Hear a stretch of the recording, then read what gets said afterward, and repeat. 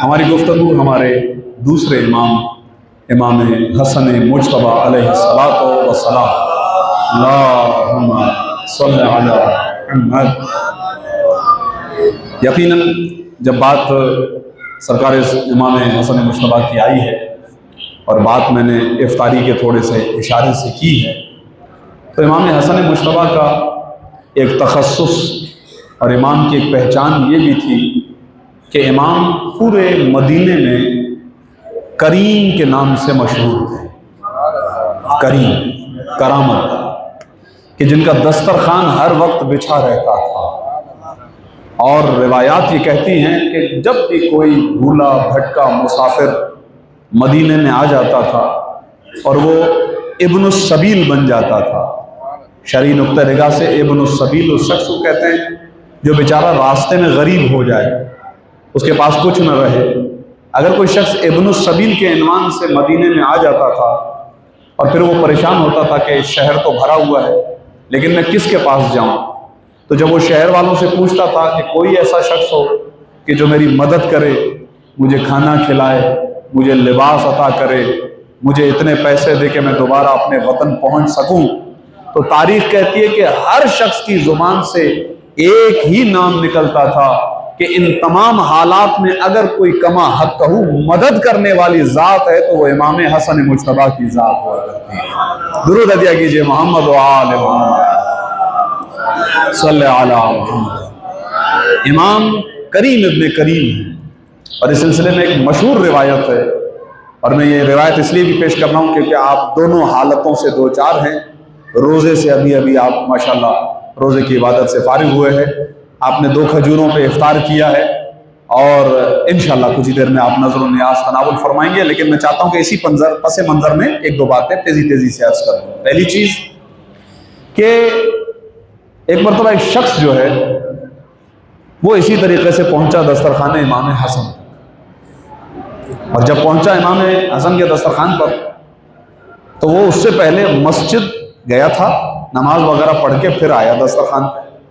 پہلے تو اس نے پیٹ بھر کے کھانا کھایا۔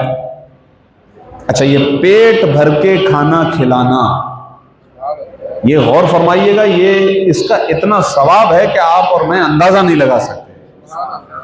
کئی ایسی بزرگ ہستیاں جو اس دنیا سے تشریف لے گئیں، جب وہ کسی بھی بزرگ ہستی کے خواب میں آتی اور وہ ان سے پوچھتے تھے کہ آپ تو اس دنیا سے چلے گئے، اب جو آپ اتنے اعلیٰ مقامات پر فائز ہوئے ہیں اور آپ جنت کی نعمتوں سے لطف اندوز ہو رہے ہیں، ذہن میں رکھیے گا برزخ بھی جنت بن سکتی ہے، تو یہ جو آپ اتنے موجوں میں ہیں مرنے کے بعد، آپ نے ایسا کیا کام کیا کہ خدا نے آپ کو اتنی نعمتوں سے نوازا ہے؟ تو ان کا ایک جواب یہ ہوتا تھا کہ ہم لوگوں کو پیٹ بھر کر کھانا کھلایا کرتے تھے۔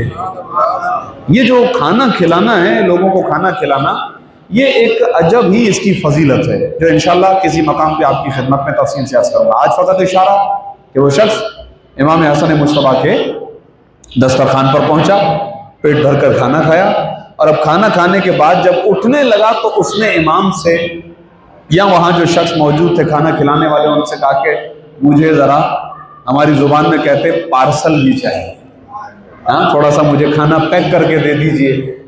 تو انہوں نے کہا کہ بھائی آپ نے جتنا کھانا کھا لیجئے، خیریت آپ اپنے ساتھ بھی لے کر جا رہے ہیں؟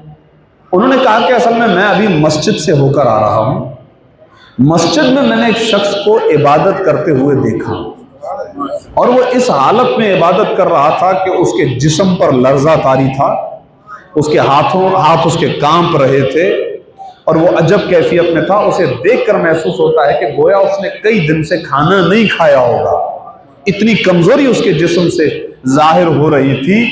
بس ایک مرتبہ جب امام حسن مجتبیٰ نے یہ سنا کہ یہ شخص کسی شخص کا ذکر کر رہا ہے کہ جو مسجد میں محو عبادت ہے، اور اس کی کیفیت یہ ہے کہ ایسا لگتا ہے کہ بھوکا ہے، کئی دن سے اس نے کھایا پیا نہیں ہے، تو امام حسن نے مسکرا کر کہا کہ تم اپنا کھانا کھاؤ، اس کی فکر چھوڑ دو، وہ میرا بابا علی ابن ابی طالب ہے۔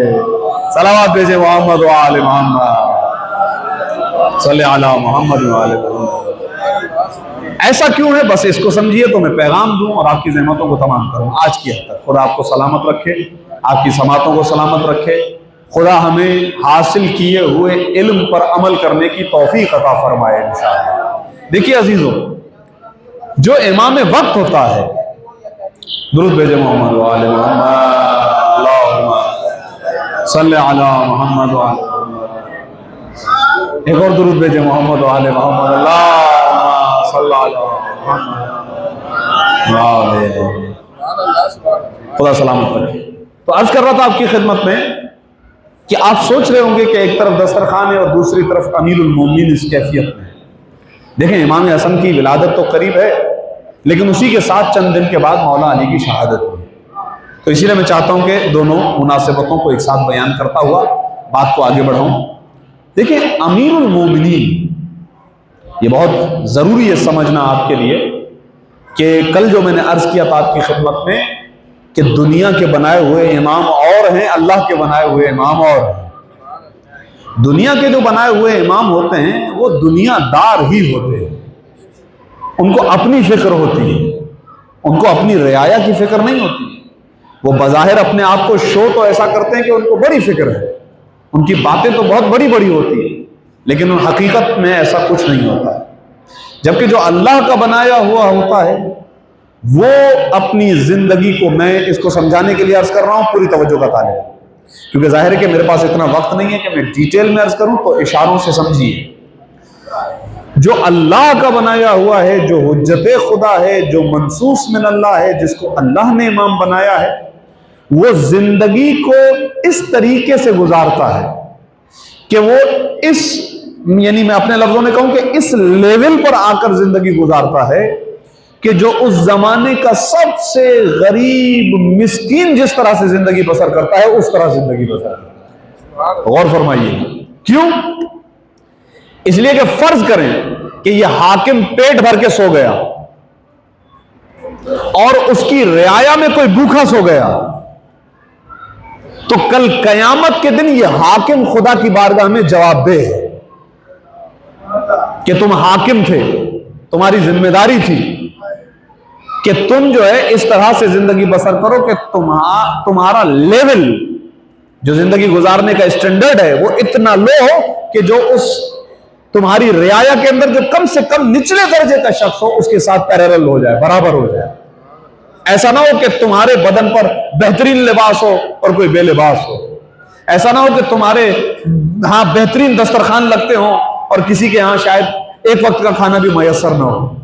यही वजह थी। ये मैं अपनी तरफ से कोई तज्जिया आपकी खिदमत में पेश नहीं कर रहा। आप जाकर अमीरुल मोमिनीन की सीरत को पढ़ेंगे तो ये चीज आपको मिलेगी कि मेरे मौला ने अपनी जिंदगी के आखिरी दिनों में कूफे की मस्जिद से जो खुतबा इरशाद फरमाया, उसमें मेरे मौला ने एक जुमला कहा। खचाखच मस्जिद भरी हुई थी। मेरे मौला अली ने सवाल किया था कि तुम में कोई ऐसा हो कि जो रात को भूखा सो गया और उसे खाना न मिला हो? तुम में कोई ऐसा हो कि जो रात को बीमारी की कैफियत में हो और उसकी तीमारदारी ना हुई हो, उस तक दवा ना पहुंची हो? तुम में कोई एक ऐसा शख्स हो कि जो मुस्तरिब हो, परेशान हो और उसकी परेशानी को हल न किया गया हो? ये मौला ने चंद एक सवालात किए थे और तारीख ने लिखा है कि पूरी मस्जिद खामोश थी। कोई एक ऐसा शख्स नहीं था कि जो खड़ा होकर ये कह सके कि ए अली आप हाकिम थे और मैं भूखा सो गया। कोई एक नहीं था। आप देखें, ये मसाइब के वाकयात होते हैं जिनको आप सुनते हैं। मैं फकत इशारा दे रहा हूं कि इमाम हसन मुश्तबा अमीरुल मोमिनीन को दफन करके जब वापस आ रहे थे तो एक खराबे से एक शख्स के रोने की आवाज आ रही थी। इमाम हसन करीब आए तो देखा एक नाबीना बीमार वहां पर बैठा हुआ है। मौला बराबर में बैठ गए। मौला ने पूछा तू क्यों रो रहा है?